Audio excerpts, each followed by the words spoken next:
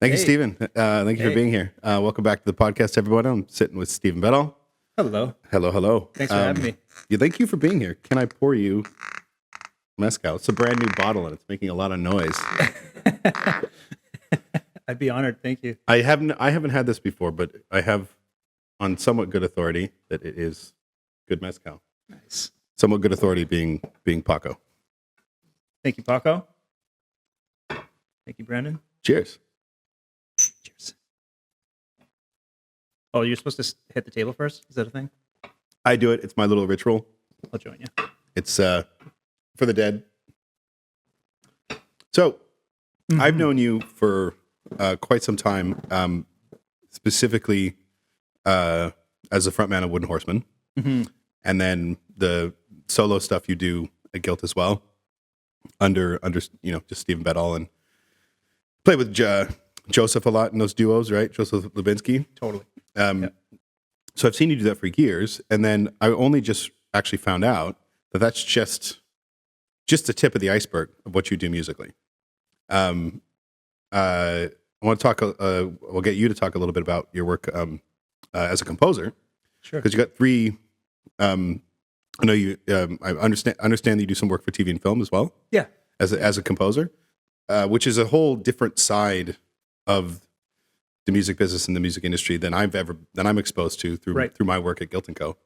But also you have two full albums and an EP on Spotify. Yeah, 3 actually, but the first one was called Wooden Horseman, a singular. So it's under a different profile. But yeah, 200 Wooden Horsemen, which is like the band. And then the first one was kind of like a solo project. But you have some under just Stephen Beddall as well, right? I have a Spotify profile that's just Stephen Beddall, which is kind of it's just a mix of a lot of the like production work that I do. One of the films I've scored. It's a mix. Yeah, I listened to all 3 of those albums. They're all really cool. Thanks, man. And it was neat for me to hear because it was something. It's completely different from what I know you from musically. Yeah, it's a lot different than Wooden Horseman for sure. Yeah, how'd you get into the composition for like TV and film? I kind of stumbled into it randomly. I saw a film. My old roommate from quite a few years back showed me this film. Her friend had done this film and had won this award locally. It was like a province-wide contest or something like that, and it was really impressive. And I reached out to the filmmaker. Her name was Darcy Turenne. She was a fantastic filmmaker. She really accomplished. And I just told her, I was like, hey, I'm Emily's friend. I saw your film. I really, really enjoyed it. And, I'd love to work with you on something in the future. And what I had in mind was, maybe getting her to help me make a music video for Wooden Horseman at the time. And she didn't get back to me for like a year. She got back to me a year later and said, hey, I got your email. Sorry, I never got back to you initially, but I listened to Wooden Horseman, and I'm just I love the music so much. And would you be interested in helping me write music for this film that I'm going to make about mountain biking? It's a documentary that she was working on. And I licensed a few of the Wooden Horseman songs to her for that film, but she needed some custom composition, like some stuff. She needed me to write some stuff for very specific scenes. And that was basically the beginning of a long relationship of her getting various different film projects, and then asking me to score them. So it started off with me just kind of writing. She worked closely with Patagonia as a videographer, and she'd give me little projects like she'd say, "Hey, I got this like 3-minute ad, and it needs like some acoustic guitar in the background." And it'd be easy for me to pull out the mic and get that done. And those projects kind of evolved into more textured, denser stuff over time as I got more familiar with like orchestral sample libraries, and I started to get into more like cinematic filmic stuff. Yeah. And so it kind of evolved, but it all evolved from that one initial project which she was working on, which is called The Moment. It's a great film. A documentary that she made, and yeah, she basically threw me a lot of work, and through getting work with her, uh, other people started to pay attention to, and for a while there, I actually haven't done any film scoring in over a year now, but for a while there, it was yeah, full time. Did you have any interest in that world growing up as getting started as a musician, in terms of film composition or scoring or broader composing? Well, I never saw myself. I never that I would be in the position of doing scoring work. It just kind of, like I said, I kind of stumbled across it. But I was always really interested in where music intersects with film. Right. And there's these certain films which I think are like inseparable from their soundtracks, which have really been inspiring to me, like growing up. But I never saw myself getting involved in it, and through working with her, it just kind of the interest grew in it like over years. Did she end up using any of the Wooden Horseman tracks that you licensed to her for the film as well? Yeah, she did. Yeah, a couple of them. But mostly it was like custom stuff that I wrote, which is actually all pretty. It's all listening back to it now, I'm just like, kind of like, oh man. Well, it's something that I don't remember. I was talking about it recently with somebody, because it is such a different world musically. Totally. But it's what you said about where music and film intersect. Yeah, they're so integral, and there are songs that have either started as being part and parcel with the film, or have grown in their identity. Yeah. A filmmaker that is the first one that comes to mind for me is Quentin Tarantino. Yeah. Like the way that he uses music in his soundtracks, that I honestly can't think of Steelers Wheel without thinking of the knife scene. Exactly. Yeah. But that's such a small piece, which is kind of the work that also some of the work that you've been doing. Whereas you look at different genres, different styles of film, and me having I have an interest in film as well from the other side of the camera. But it's every sound and every sequence is engineered, whether or not it's a sound effect or music. Yeah. So it's you're creating atmosphere. Totally. So what's it like when, for you as a songwriter, when someone comes up to you and they're like, okay, this is a very specific scene, this is what's happening, or this is the documentary that I'm filming, this is the feeling I want to go for. Mm-hmm. What's the writing approach? How does that differ from when you're just picking up guitar and being like, I'm going to write a song? Well, it actually is easier when you have the visual kind of platform, because you've already see the feeling, right? Yeah, like you already see the feeling, and I mean, usually if you're lucky, then the director or whoever's producing it is able to provide you some great references, and they communicate to you exactly what they need from that scene, and it's pretty easy to like tap into the emotion. In fact, I think it's easier than just kind of like having like a blank slate and having no visual reference at all, and then like writing the next song for your band. It's in a way it's less challenging to have when you have that visual starting point. But writing for music for the band has its own advantages, in that I have like this group of collaborators to throw ideas into the mix too. So the challenge with like writing music for film is that it's all you. Right. So you have to produce all facets of like, you have to represent all the instrumentation. Sometimes it's it's just as simple as coming up with like a piano backing track or something. It can be quite minimal, but other times with like when you're arranging strings and brass and stuff, it gets really it gets really dense, and it's a struggle. So, but the emotional aspect of it is it's usually pretty clear cut. Yeah. What's the writing process like for Wooden Horseman? Do you guys write together, or is it someone bringing in their own material and then people are all expanding off that material? It's me bringing in ideas, just like simple, usually just chords and a vocal. So I'll bring that to the table, and everyone else will just throw their own personality into it. Paul will come up with his ideas for drums, and I don't tell Cole what to play on the trumpet or anything like that. I don't get that specific. I leave it kind of just like I bring it to them as a blank canvas that they can color in their own way. Do you guys have any new material coming down the pipeline? Yeah, well, we have we recorded a couple singles last year, and one of them still has yet to be released. And we'll probably put that out in the summer. But man, it's been tough to find the time to write for Wooden Horseman. Unfortunately, with all the other production work that's been going on as of late, and I'm hoping to switch gears and get more into writing music for the band. It's been tough. It's tough too when it's like you're not just dealing, like you said, with the composition work. That's just you, right? You're in, you can kind of lock yourself away and be like, okay, this is what I'm working on. Yeah. Whereas, composing for a band, you're like, okay, this works, but now I got to bring it and see what's added to it, and then it's more of a group effort, so you have to actually find the time. Yeah, it takes some refining too, like because you'll have to go through a bit of an evolution before we get to a point where we're happy with we're it. Locked in and agreed to start recording it as well, and it's a long process. So you guys just played a show not that long ago at the Wise with Antonio La Rosa. Yeah. And forgive me for forgetting the opening act. She was amazing. Jody Peck. Yeah. She was. This was the first time I'd seen her.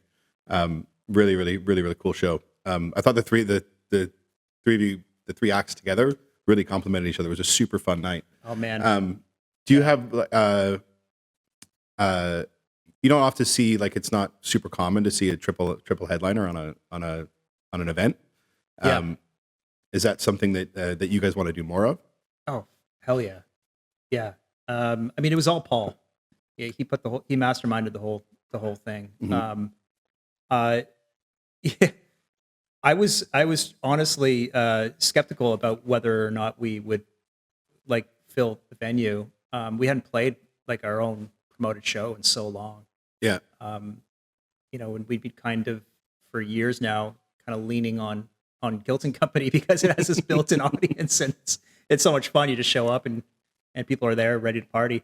I was nervous, but Paul had the idea of doing a proper show at the Wise Hall, and and I told him this. I was like, look, we got to find the right bill for this, and he it was all him, man. He put it together with Antonio La Rosa and Jody Peck, and did a great job of promoting it. We all did our best to put the word out there, and I would have been happy if 50 people showed up, but it sold out long before the show actually went on. I was like, wow, okay. Amazing. I felt like a bit of a dick because I was like, yeah, I booked it off, Paul. I'm coming. And then I saw him like a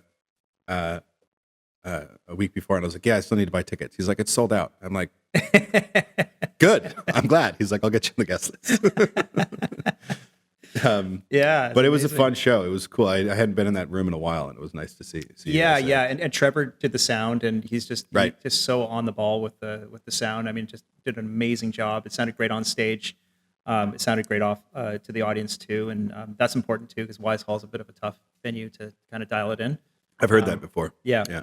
We've done a show there before, and it definitely wasn't sound wise. It wasn't as great as that last show. So it was a great night. I had a lot of fun. What's the is there a room in the city that's toughest sound wise?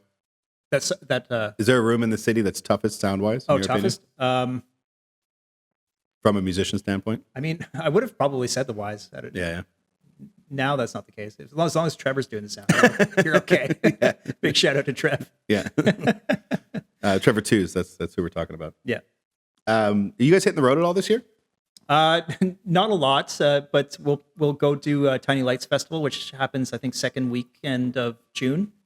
Hopefully more. We put the feelers out for the other festivals out there, but dude, it's hard to get on the road with a 7-person. Yeah, I mean, band. I just ran into Cole randomly. Oh yeah. I think we're in Merritt. I'm coming to the liquor store in Merritt. Easter weekend, we're on it. It was Good Friday. We're on our way up to Sun Peaks, and I walk out of the liquor store, and there's Cole with Bark. So I'm guessing it was a lazy doing syrup lazy syrup. Yeah. And I was like, what? He's like, what the fuck are you doing here? I'm like, what the fuck are you doing here? Yeah. The funny thing is the last time I ran into Cole was at Base Coast the year. Like last time I ran into Cole, like just in Merritt randomly. Was at Base Coast the year before. So it's like the only ever times I've run into him outside of Vancouver are just me running into him in Merritt. It's funny. Yeah, what was he saying? They had a gig in either Kelowna or Kamloops. I've lived in BC for all of my adult life, and I always confuse Kelowna and Kamloops. They did Kelowna. There's Yeah. a new venue in Kelowna. I can't remember what it's called, but Cole Yeah. was saying it's awesome. And then they played Nelson too, I think. Nelson and Kelowna.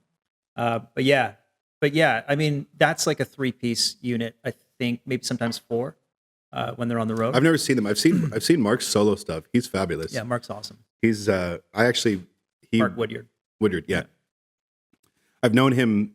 Well, I've not known him. I met him when we were in our early 20s. Oh, really? He was friends with my roommate. I don't know if he was either friends with my roommate's boyfriend or friends with my roommate or dating my roommate. I don't remember the details. But we all went to a show that he was playing at Lamplighter.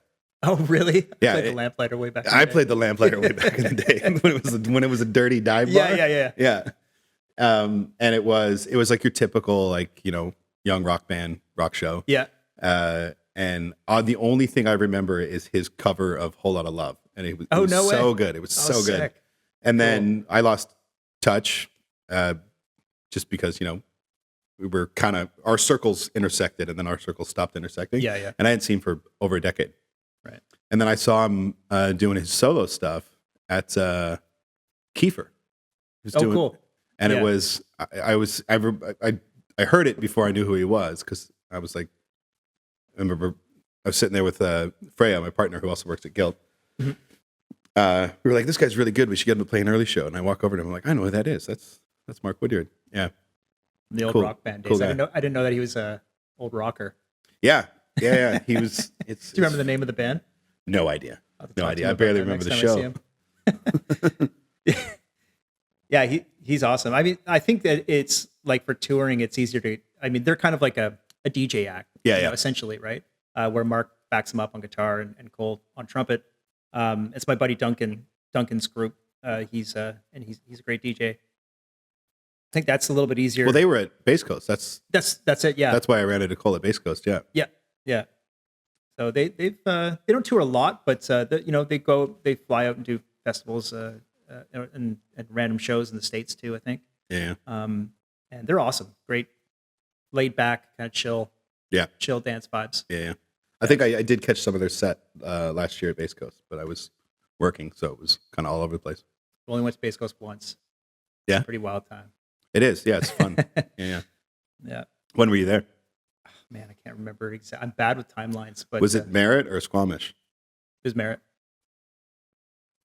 So that makes it. How long has it been in Squamish? No, it's in Merritt now. Oh, okay. Maybe it was. It started in Squamish. It was a much smaller grounds, right? It started in Squamish. When did it move?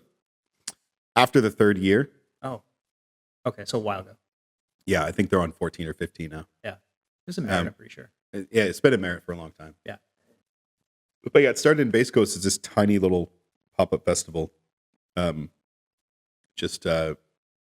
even know how many stages they had. I think they had one stage. Yeah. And it was cash. You know, they were still taking cash for tickets at the at the gate. Yeah.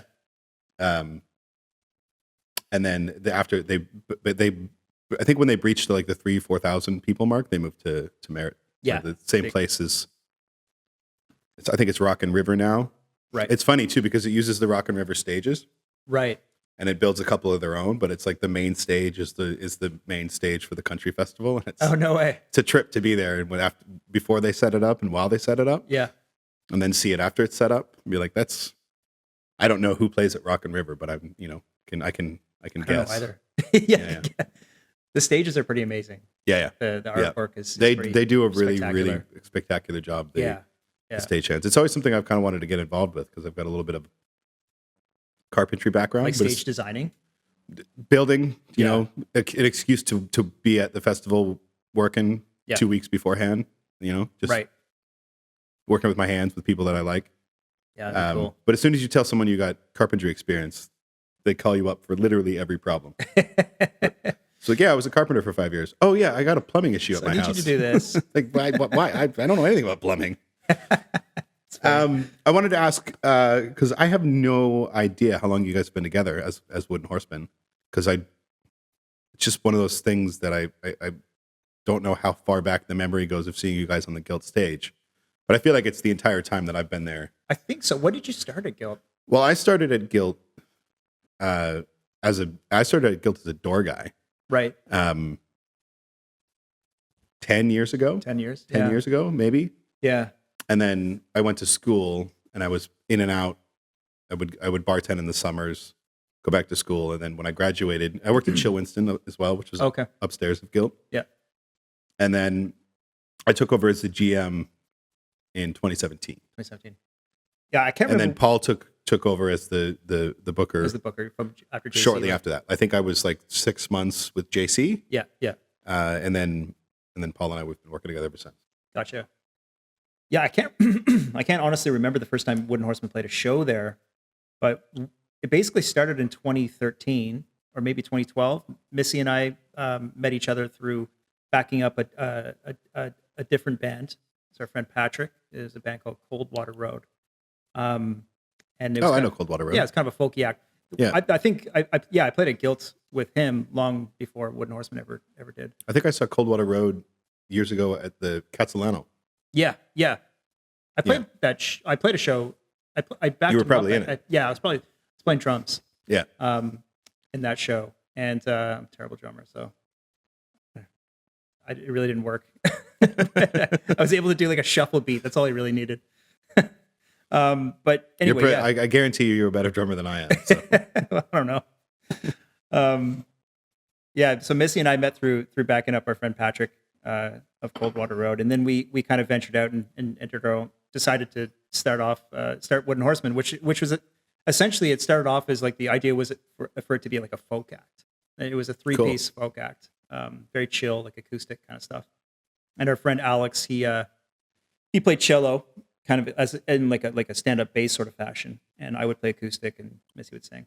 And for a long time that was the vibes. It was like folky acoustic stuff, and we would do a lot of like intimate shows. Like we did a lot of like living room concerts, like house concerts. Yeah. I don't know if you remember, like around, I think it was probably around like 2015 or 16, like house concerts just blew up. Like everyone wanted to do one. Yeah. Well, also folk music. Was folk music huge. exactly. It had a huge resurgence. Resurgence around 2010, 2013. Yeah, yeah. Because I was in, and it wasn't isolated. It was pretty, like, because I know huge. acts like the Felice Brothers. Love Felice Brothers. Yeah, so good. Yeah. So good. I saw the Felice them Brothers. At the Cobalt. I saw them at the Media Club. Oh, no way. Cool. Yeah, it was one of the coolest shows I'd ever seen. Yeah, it was they're like, so cool. They're so cool. Yeah. But a lot of acts like that were... Yeah, it became like so big, like, Fleet Foxes, Mumford & Sons. That's when Fleet it was Foxes like record. Peak, that so first good. record. Dude, unbelievable. Such a good album. Yeah, both the records are they're great.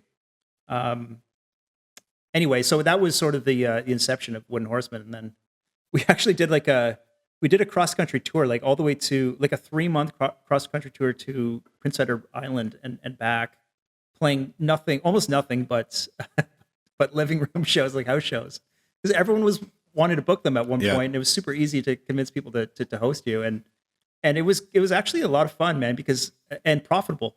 We like actually made money. Because people would house you, they'd feed you, and even if like 20, 30 people showed up, everyone bought merch. Like everyone would like support you, and you'd meet all these really cool people. It was a really back when you could still sell CDs. Yeah, people still had CD players. Yeah.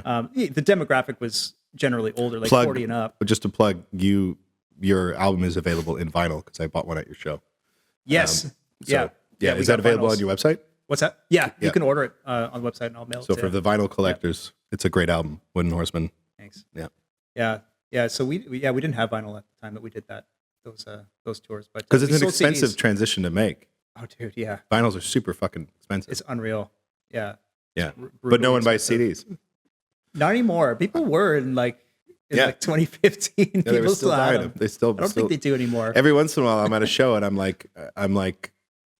If I know I'm driving home or somewhere, I was at a show the other night and there were CDs there, and I was about to drive home, and my car is a piece of shit, so it still has a CD player. And I was like, I should just buy the album. And I was like, I'll buy something else because I'm just going to lose that CD. It's like going to turn into a Frisbee. You're going to need one of those CD books like that people keep in their... I had them. Do you remember the visor CD books? You pull down the visor? Yeah. No? Totally. I had the 10-disc changer in my car. Oh, no. And when I installed it, I thought I was the coolest person in town because I was like, I can put in 10 CDs. Yeah. And have control of 10 different CDs while I'm They're driving. Prone to screwing up those. Oh yeah. Those oh yeah. Oh yeah. It was shit. Well, see, I mean, it wasn't. They were great. I loved CDs for what they were. I used to spend every penny that I owned totally on CDs when I was a kid. You get your gift certificate. I still haven't thrown away my CD collection. I haven't either. Yeah. I did, much to my chagrin, get rid of all my tapes, and now I regret it. Damn. Because I had a pretty cool tape collection. Yeah. And most of it, a lot of it was mixtapes that I had made. Yeah, right. And I'd been making mixtapes since I was like 8. Yeah. So a lot of it was shit, but it was nostalgic, entertaining It's nostalgic shit. as hell, yeah, totally. And I have no idea what happened to any of them. Yeah. And my CDs are just in a bundle, like in a storage. I don't even know where they are. So, do you have yours still at home? Yeah, but they're in storage too. They're in storage as well? Yeah. They're just in a box. I don't know. I don't know if they'll ever see the light of day, but I feel weird about throwing them out. Yeah, the thing that keeps me the most from throwing them out is I have tons of CDs, like all when you're growing up as a teenager. Well, for me anyway, when I was growing up as a teenager, if someone found out you were into band that existed when they were younger, growing up, if I was into Zeppelin or any blues albums or Sabbath or Aerosmith, you'd get the greatest hits album on your birthday or Christmas. Yeah, totally. So I got shit tons of greatest hits albums. Yeah. Which I don't really listen to anymore. Like if I'm going to put on an album, I'm going to put on an album. Get those 20th century. The 20th century the gray cover. Yeah. Those ones. A bunch of those. I've got a ton of those. Yeah. And I'm not if I lose those, I'm not too worried about it. But the ones that are really special are the ones I bought at gigs. Yeah. Because I've been going to gigs all my life. Yeah. And from being like a 16-year-old kid sneaking into bars because your friend was playing, and you come in with the band, or you get a fake ID or something, so you come into the bar, and then buying their three-track EP CD that was probably shit. It's special though, but it's special. It's totally, and those are the ones that they're not. I can't reproduce those. No, exactly. Yeah, exactly. Yeah, and I've got stacks of those, just more than I can count of CDs that I bought at gigs. Yeah. And that's something that I'm like, I haven't listened to them in a decade, but I want them. You remember the gig when you look at the cover, though. Totally. Yeah. Totally. And then it was really funny. I was talking to Marianne Chetta, and she's been playing in the city for years. Yeah. She played with Bocephus King. So did Darren Paris. Right. Bocephus King's from my town. Oh, no way. So I've been going. I went to his shows. Where's that again? Tawasin. He's from Tawasin. Okay. Yeah, I think he was originally from or moved to Tawasin, but when he released his 3 albums that I remember, Small Good Thing was one of them. I can't remember all the album names, but he was living in Tawasin at the time. Owen, my keys player, backed him up for quite some time. He played with Bocephus. Yeah, he toured with him in Italy. Cool. Yeah, it's such a small community. But talking to Mary, she was like, "Yeah, I used to play with him." Oh no way! I didn't know that. And then she used to play with this other artist that dated my roommate when I was like 17, or 18. And it just how they all interconnect is such it's a small world. It's a very small world. Yeah, out here especially. Yeah. So, talking about the origins of Wooden Horseman being circling back around to it starting as a folk act. It was folk and Americana. Is that a big influence of yours growing up and starting out as a musician? I didn't really get into the folk thing until I discovered Neil Young at some point. I was always more into blues. I still think I'm lean more into blues as the thing that's influenced me the most musically. And you can hear it in Wooden Horseman as well. Yeah, in terms of when I'm playing on guitar and singing and lyrically and stuff, it's blues influenced. But Yeah, no, I really got into. I think Neil Young got me deep into folk music, and that was probably what I was trying to emulate to some extent with the early Wooden Horseman stuff, but Yeah. kind of evolved beyond that. Yeah. Wait, is there like do you guys as a collective, as a group, as a band? Think of however many words I can say that. How many different ways I can say that? Um, is there a direction that you aim for, or is it just musically whatever happens? Like throw stuff at the wall and see what sticks. It type used to deal? be musically whatever happens. It used to be like just um, a smorgasbord of different influences being thrown at the wall, and um, lately in the last maybe three years or something like that, it's just blues. We just want to play blues, and sometimes that gets into more like R&B sort of directions, or like something that's a bit more rock and roll leaning. But I think that there was a phase at some point that was trying to sort of lean into something that maybe was a bit more accessible for like an indie sort of rock crowd. Right. Yeah. But that didn't really work for us, and I think that we just feel comfortable, like kind of just digging into blues rock, straight up. Yeah. Blues rock also it's funny you talk about the resurgence of Americana and folk in the latter half of the latter part of the first decade into the second decade of the 2000s. Yeah. But also was really cool musically was the resurgence of like blues influenced rock. Totally. Even early, even stuff that's much more indie, like early Kings of Leon. Yeah. You could hear the blues in it. Yeah, super bluesy. And obviously like White Stripes Black Keys' Black first Keys. few albums, like Thick Freakness Absolutely. and Magic Potion. Yeah. And I don't know, you remember Black Rebel Motorcycle Club? Oh, They put totally, out dude. like that Totally. first, it's their second album, I think. I can't remember the name of the album, but yeah, either first or the second one. It's the one So with good. Berlin on it. Remember that song?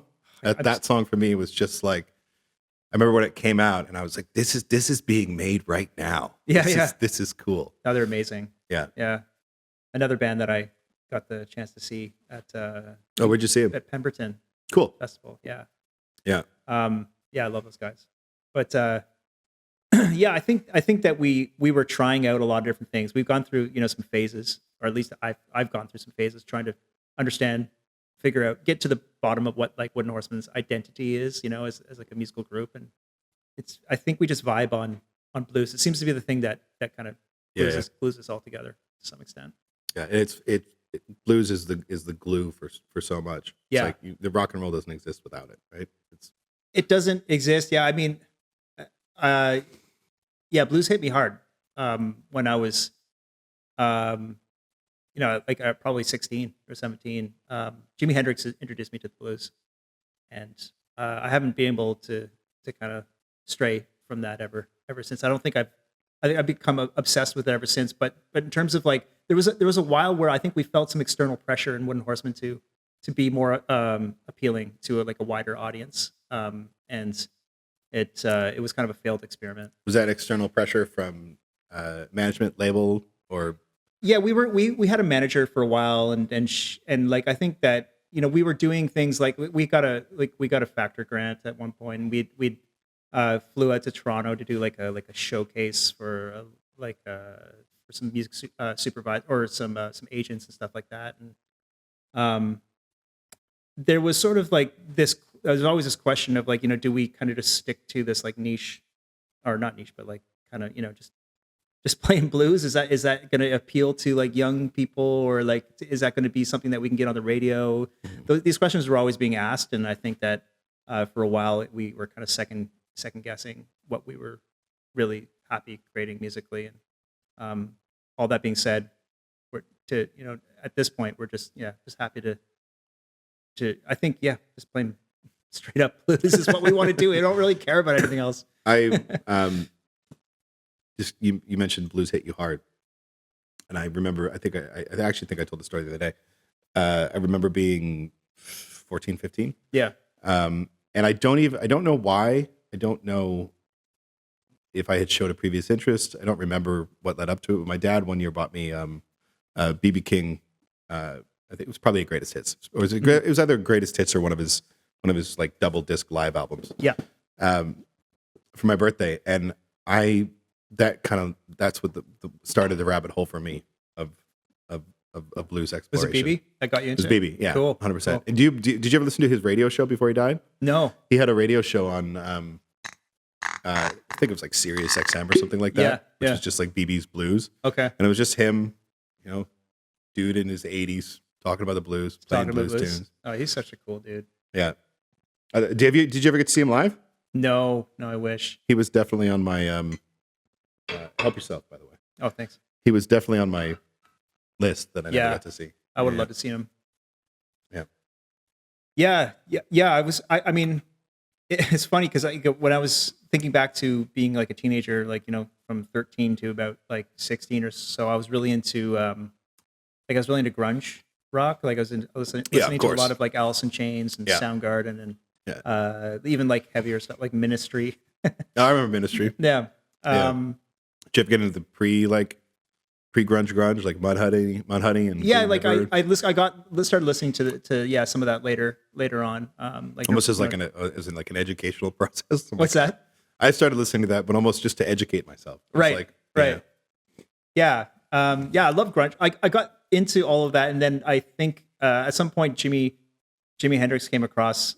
I heard something from Jimi, I just thought it was the coolest music ever. But Jimi, I could go on like a huge tangent about how much I love Hendrix, but he introduced me to like all of his influences. Like I think he did a great interview, which I listened to. I think it was with the BBC, like early on in his career, where he talked about like his education in the guitar was the three kings. He said BB King, Freddie King, and Albert King.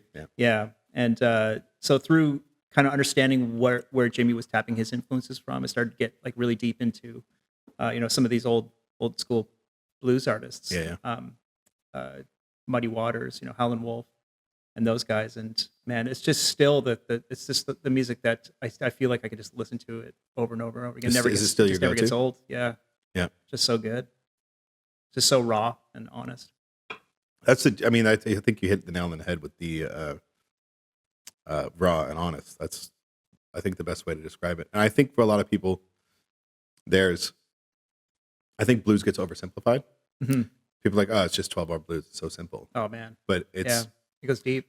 It's deep, yeah, because you can't. You can play. Sure, you can learn the theory and learn fucking the 12-bar blues chord progression. It's not that hard. Yeah.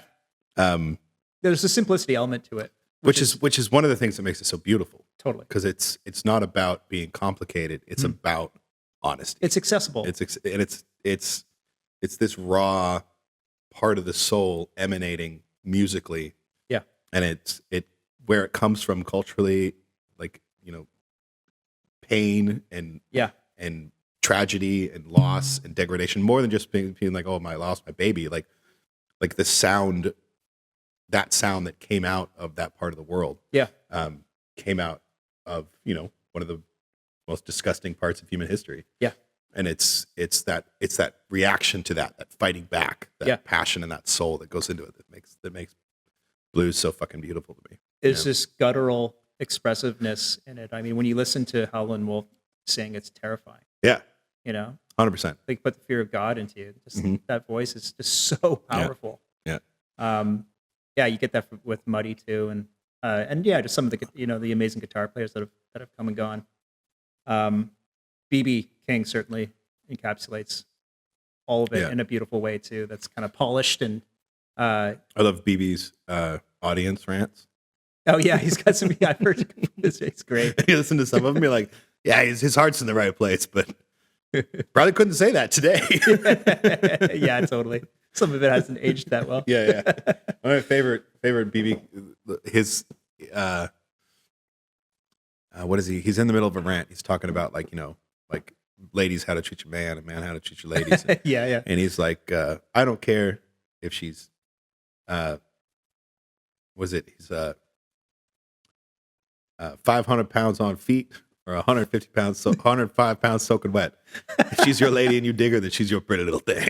Oh, it's like, way to go, BB. So awesome. Way to go. Would you love to just like hang out with him at a bar and just talk shit?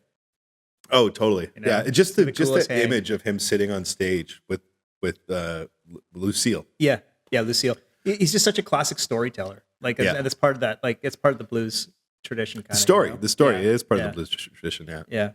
Yeah. Have you ever played the Blues and Roots Festival? No, I wish. Yeah, Paul's been trying to get us into that one. Yeah. Yeah, I'd love to. It's a great festival. Mm-hmm. Yeah, you guys should definitely play it. Oh man, I hope so. Who do we have to kill? I don't know. If anyone's listening out there from the Blues and Roots, sign us up. set them up. Wooden Horsemen, get them on stage. Blues and Roots. I think on some level it's funny because we talk about like I talk about like Wooden Horsemen being kind of like a blues rock band, but I think I don't know if you'd agree, but like some people would probably see the show at the Wise Hall and like not really think of it as blues in the typical sense. I mean, it's not like 12-bar blues. Right. It's essentially rock and roll. But I just think that it's sort of like, it's rooted in That's where the blues. influence comes. Yeah. Ah, fuck, I forgot what I was going to say. Let's just pour one of these while I figure it out. Have you played any other? Had a chance to play any blues festivals? I'm trying to think. If any, well, I played the Blues Fest in Ottawa, which is a huge festival there. And that was I was 18. I won a blues in the schools competition when I was 18 with two other dudes that I was in high school with. We were called the Authority Figures. And the name of your band was the Authority Figures. Yeah. That sounds like a high school band name. Yeah, right. Yeah. We won. We won this competition and we got a spot at Blues Fest. It was awesome. We played to this huge crowd. I was so nervous, man. I never played in front of that many people before, and but it went well. It was great. We got to record some music at a studio in Ottawa. Very cool. Are you based out of it? Yeah, I'm born and raised in Ottawa. Born and raised. Whereabouts? I grew up in the Alta Vista neighborhood. Yeah, I was. There was like a 1 in I don't know how many chance that you were going to say Orleans, which is the only neighborhood that I know in Ottawa. Right. How do you know Orleans? My ex was from Orleans. Oh, gotcha. Yeah. Cool. So I would go back to Ottawa a couple times a year and go to Orleans and be like, why do people live here? That's a very good question. I try to figure that one out. Still, I mean, Ottawa is it's a very pretty city. What do you think of Ottawa? I thought it was a very architecturally, it was really cool, and I'm a bit of a nerd. Yeah. It's a very pretty city. It's got some history. The history of it, but I would go walking around, and I'm the guy that stops at every plaque and reads every plaque, and I enjoyed walking around the Capitol building and it's cool.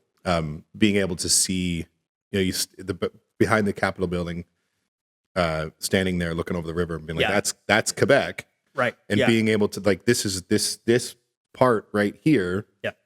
At one point, it was a military fortification. I know, and that's where the enemy was. Yeah, totally. And I will go down a rabbit hole in those things. And so for me, being in that part of history, it's same like going back to Europe, right? There's so much on an even bigger scale. Like you're driving down the street on a highway in England, and it's like there's a castle. Yeah. It's like, what castle is that? I don't know. That's just 700 years old. It's 700 or more than that. Yeah, it's crazy. But there's not a lot to do after 10 o'clock. So. No, for sure. It's a sleepy town. It's got a reputation for being quite boring. But it had kind of it's strangely enough, it has like a kind of a rich history of blues there. And there was like a blues club. I didn't know that. Yeah, there was a blues club there called Tucson's, which isn't there anymore, unfortunately. But I grew up doing dishes in the kitchen there and kind of soaking in all the local blues talent. When did you move out this way? In 2003. Oh, okay, great. Yeah, sorry, that's the year I graduated from high school. So you still had a good 5 to 10 years of the Yale before they shut the Yale down. Yeah. Oh, yeah. Yeah. Yeah. I remember going there all the time. You just pop in there, and there's always great blues there. And then, oh, dude, totally. I saw a great show there. I can't remember his name. I feel bad that I don't remember his name. It was Blind Boy something. He's a blues act. Old dude. He must have been 80, maybe pushing 90 years old. Mm-hmm. Been touring, playing music forever. anyway, he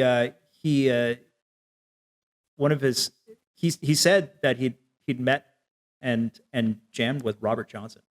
I was like, Cool. dude, that's crazy. Yeah. It's wild. That room had so much history. I think it's now a country bar. It turned into a country bar, and it's so weird because I played a couple like solo shows there when it was a country bar. Yeah. And I think they ditched the live music thing. If I'm not mistaken, they may still be doing something there, but I saw someone there. This was. I don't think I've been in that room within the last 5 years. Yeah. But after that, I remember after they reopened, I went in there once, and it was a country bar. They had that whole like that whole bowl. Did they have a mechanical bowl? Yeah, in they there? had a mechanical bowl. I remember when they put the mechanical bowl in the bourbon. Did you ever play at the bourbon? No, I don't think I played at the bourbon. Because the bourbon was. It's now Greta, right? It's now Greta, which is like there's like video games and pinball, machines in there, and it's no one over 22. Yeah, I never played a show there. They used to have shows there back. So back in the day, like back when around the same time that Lamplighter was still had gigs, the Bourbon had shows all the time. Mm-hmm. And then they closed it down and they turned it into a country bar. And then I don't know if they ever played any shows there when it was a country bar. Yeah. They might have. But they changed everything and they put in like a mechanical bowl in the back. Did they? Yeah. And then they switched it again. And it was like, I went in there like a year later and it was exactly the way it was when I played shows there in my early 20s. Oh, weird. Really? And then it went out of business and then it became Greta. Right. I think. I used to go there and party. Like, what is bourbon all the time? Well, because it was filthy. Yeah, it was filthy. And it was disgusting cheap. Place. And you could always get in. Yeah. Totally. Yeah. You walk by now and there's like a lineup of, I don't know how many people. Way too old to go to way too old to go to Greta. Way too old to go to Greta, yeah. Yeah. To being way too old to go to Greta. Sure. I'll drink to that. Yeah. How old are you? You're not 40 yet. Not yet. I'm 38. Yeah. I just turned 40. You just turned 40? Mm-hmm. So you moved here like right after, like just a year, 2 years after high school? I dropped out of high school when I was 18. Oh, you're a beauty school dropout. Mm-hmm. Yeah, and then I moved out here just before my 19th birthday.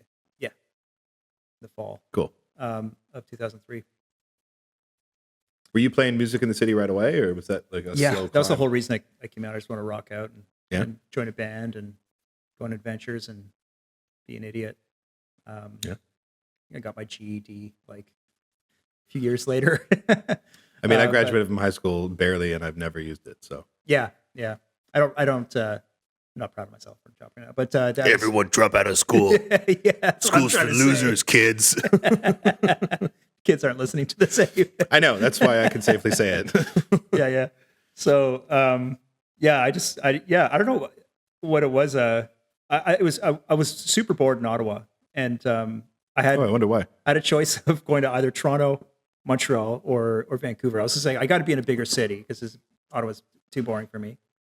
And I thought Vancouver would be cool. I didn't know anyone out here at all. I heard there was beaches, and it was really, really far away from Ottawa. And yeah, so you moved out here solo? Didn't know anybody? Came out here with a friend. I convinced a friend to get on a Greyhound bus with me and come out here. Greyhound? He didn't. Yeah. We got a Greyhound ticket. I didn't have any money. I had like a couple $100. I had a backpack full of like junk food. We bussed out here. He didn't last long. I think he lasted less than a year before he moved back. But we found a place, and we were just total degenerates for many years. But it was fun. I got to meet some cool people, and I got a band together pretty quickly.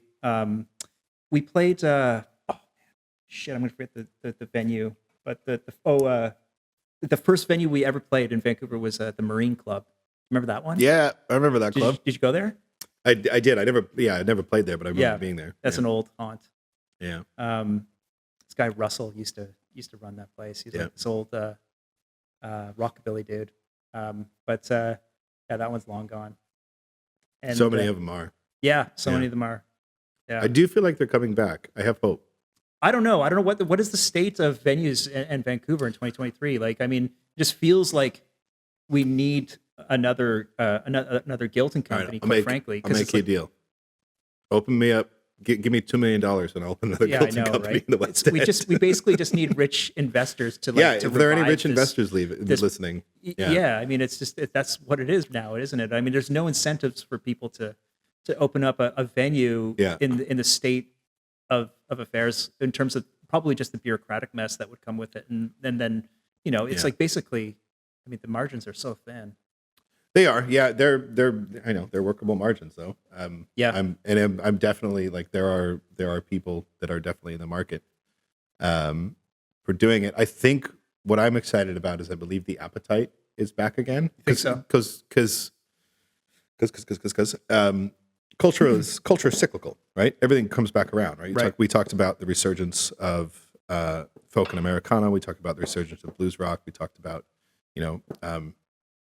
I imagine, we on another level, like you look at the way hip hop has changed over the past 40 years. We'll probably start hearing MCs in the next 5 to 10 years that sound suspiciously like Tupac and Biggie, and maybe a couple that go even further back. And we're like, is that Kool Moe Dee? No, that's someone new. But that's what culture does, and that's what music does. Those are circles, sure, yeah. And when a lot of those venues closed down. What was happening, I think, in the cultural zeitgeist was a lot of EDM. Dubstep was like took over, so it was like no young people or people with money were going to these shows. So it's like, so do you think that was like a dip in like the public's interest in going to see like live music, like as in people playing instruments, or? I do, yeah. I think there was a dip. But I think that because I think that the culture just shifted to like more people are doing this now. People still always love live music, but it stopped being, for the people that were running the venues, it stopped being as profitable of an enterprise. So place after place after place after place shut down, and then you found like more DJs. But I think I'm fingers crossed, like taste in the wind. I feel like it's shifting. And I feel like there's opportunity and appetite, which is what's most crucial, right? Because you can't have anything change, you can't have anything grow unless the appetite is there. Yeah. And I see people coming through. My experience, obviously, is specific to Gilton Company. Yeah. But there are, Aceta popped up on Commercial Drive a year ago. Water Street is doing music again. Yeah. They're starting to creep up. More and more people are starting to do it. Yeah. I can't speak, economically for the business platforms of those places or, the artist relations of those places. Yeah. But the fact that they've opened them up and there are musicians that are coming and the houses are being filled. We struggle. I know at Gilton Company, we struggle filling the room throughout the week, but that's every major establishment. Mm-hmm. So my dearest hope is that appetite stays and that we're able to not capitalize it from a market sector, but capitalize it from a cultural center of really bridging the gap between that appetite and the artists, because there's so many amazing musicians in the city. I mean, I don't need to tell you that. And there are a lot of people that are hungry to hear it. It's really interesting to think about, because I sometimes feel as though the appetite is always there, but you need the right people to curate the experience so that you can be almost guaranteed to walk into a venue on any night and experience good music. And it's like Gilton Company has done such an amazing job of curating that. Paul Clark and JC have just always just been JC. They've always had their finger on the pulse of like what's going on, and you need people like them to ensure that everyone that walks in the door incidentally is going to enjoy the music that's going on 100%. there. And if that wasn't the case, I wonder, I just wonder how it would all go down. And we both know that there's venues out there who, they're trying to make something happen, and they're probably maybe got the wrong people to book the entertainment, and things go south real quick. you know? I think a big component is that I think the way that we've tried to approach it at Guilt and Company is I don't view this is sorry, not we. I can't speak for the company or for anyone else in the company, but this is the way I try to approach it. As someone, as the general manager of the facility, I don't book the bands. Mm-hmm. I don't even interface with a lot of the bands because of the fact that my job is often more administrative. If I'm there, I'm usually there on a Friday night or a Thursday night. So there's so many bands that play throughout the week, but I don't view the bands as what's the word I'm looking for? Contractors or employees. Mm-hmm. To me, they're partners, right? They're coming into the venue. People are coming in for them. Yeah, that's why no one comes in when there's no music. People come in there because there's music. They're whether or not they've done their own promotion or they've relied on the audience on the audience pool that is Guilt and Company, mm-hmm. or it's their first time playing there and they're really young and we've given them an early show slot to mm-hmm. Let them bust their chops and they turn out to be really great. Whatever, any combination of those things, when they come in, and I think the staff is really good about this too, they're not treated as contractors, they're treated as business partners in a sense, mm-hmm. yeah. or as partners in creating the culture. Yeah. And I think that is something that needs to exist in that partnership mm-hmm. to have success in bridging the gap between the appetite and the, for lack of a better word, the entertainment. Yeah. I hear you.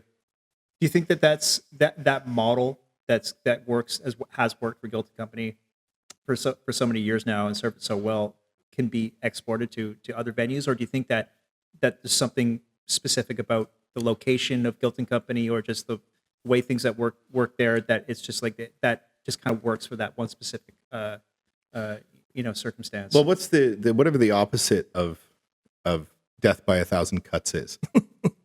Life by 1,000 niceties. I think there is a beautiful combination that exists in that place. Yeah. Because of the amount of artists that come through there, because of the work that Paul does. Yeah. The way the artists are treated by the staff by default. And I think we could export that. I think that's an ideology, not a business plan. Yeah. And I think that is what we need to do to continue to build the culture of music and the culture of arts in the city, is expand on the ideology, not the business plan. I like the premise that there's like a guarantee for the bands as well. Yeah. With the expectation that they're going to be partners in the in the experience as well. Like you said, that's something that's really unique to Guilt and Company. It's something that you don't really experience. Is it? Well, I think so. Well, I mean, like I guess there's I've had guarantees in other circumstances. Yeah. Whether that's a festival or, but yeah, the model of charging the table for how many sets there. I guess that's something that's relatively new too. That wasn't always the case. I had never heard of it when we started doing it. Yeah, it's unique. It was born from the pandemic. Mm-hmm. Because we needed a way to, we used to just charge at the door. We did pay what you can for a long time, and then we were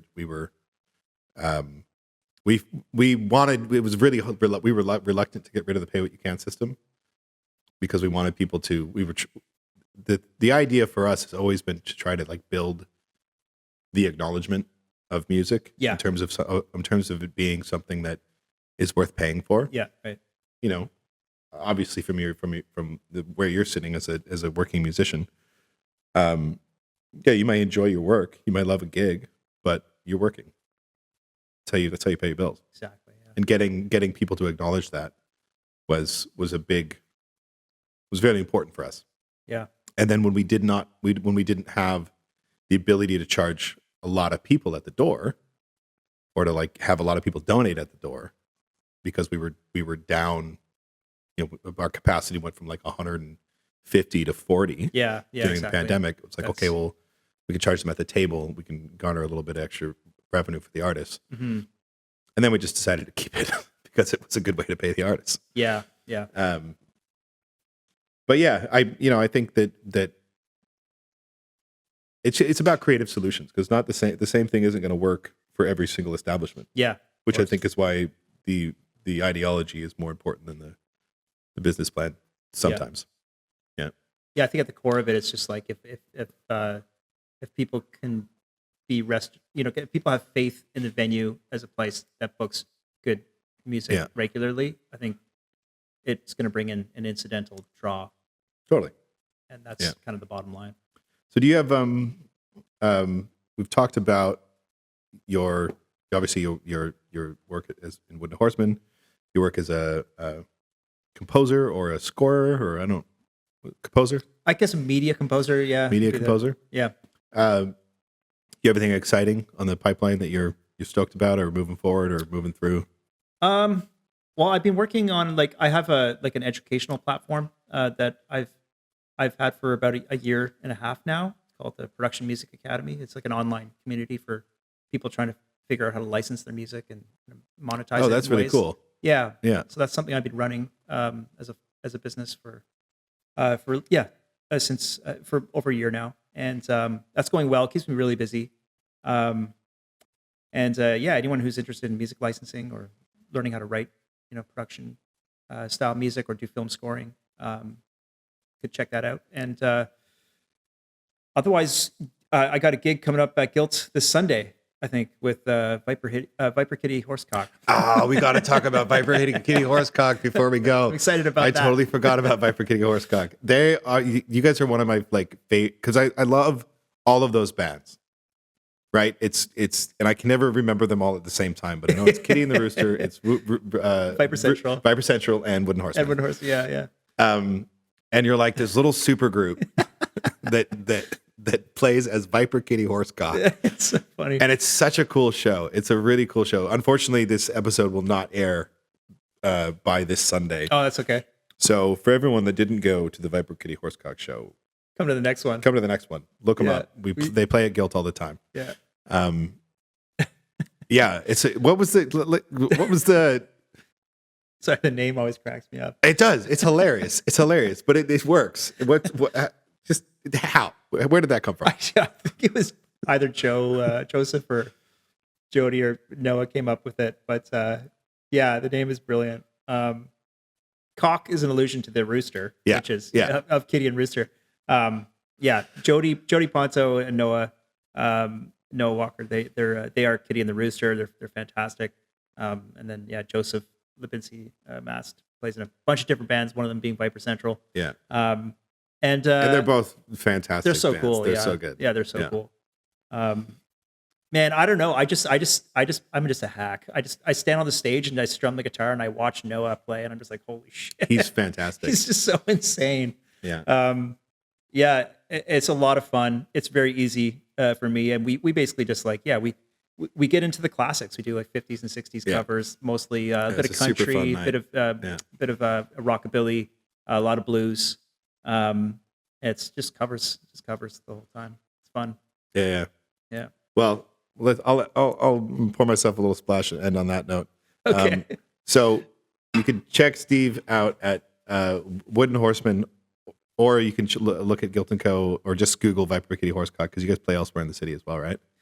Oh man, I don't know if Viper Kitty has played a show other than Guilt & Company for some time. I feel special. We played at the Wise Lounge downstairs once. Right. I think that was the only other. And Wooden Horseman has a website as well, right? You can check us out at woodenhorseman.com.